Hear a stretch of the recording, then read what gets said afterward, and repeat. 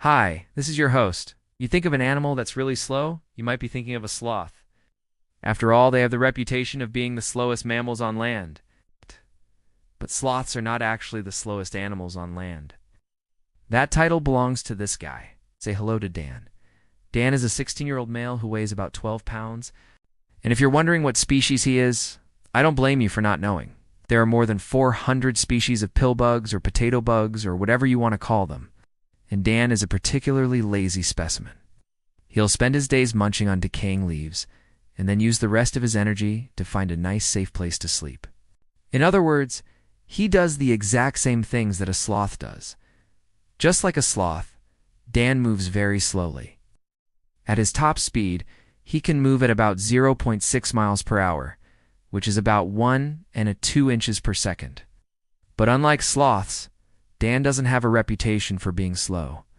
No one thinks he's particularly slow because no one really notices how fast or how slow he is. So why do we think sloths are so slow? Well, it helps to understand why they are the way that they are. Sloths spend a lot of time in trees, which means they need to hang upside down for long periods of time. If they were faster, they would use up more energy and might fall while they're hanging around. Being slow helps keep them safe. But there's another reason why sloths are so slow. Their metabolism is super slow. It takes them about 10 times longer to digest their food than us. And the reason for their slothful metabolism might surprise you.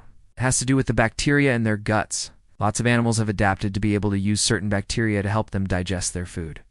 For example, cows use bacteria to help break down cellulose, which is a tough carbohydrate found in plants.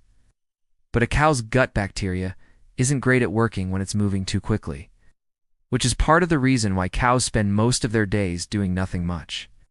Sloths also use bacteria to help them digest their food, but these bacteria are even pickier about how quickly they work, and that's why sloths are even slower than cows. Now you might be thinking, if being slow is good for sloths because it helps them stay safe and digest their food, wouldn't it be better to be even slower? You'd think so, right? But there is such a thing as being too slow.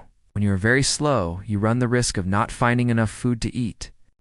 So there is an evolutionary limit to how slow a mammal can be. But that doesn't mean that sloths couldn't get any slower.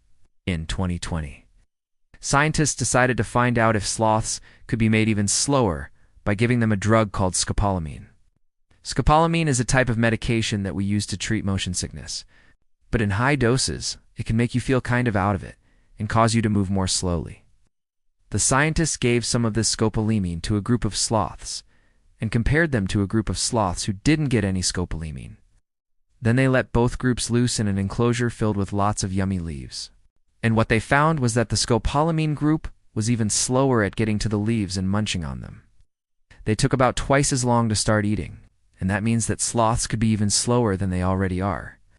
And somehow they still managed to not notice.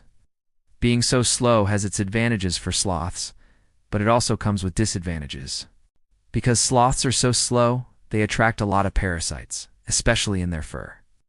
In fact, there are several species of moths that live in the tropical Americas that lay their eggs on sloths.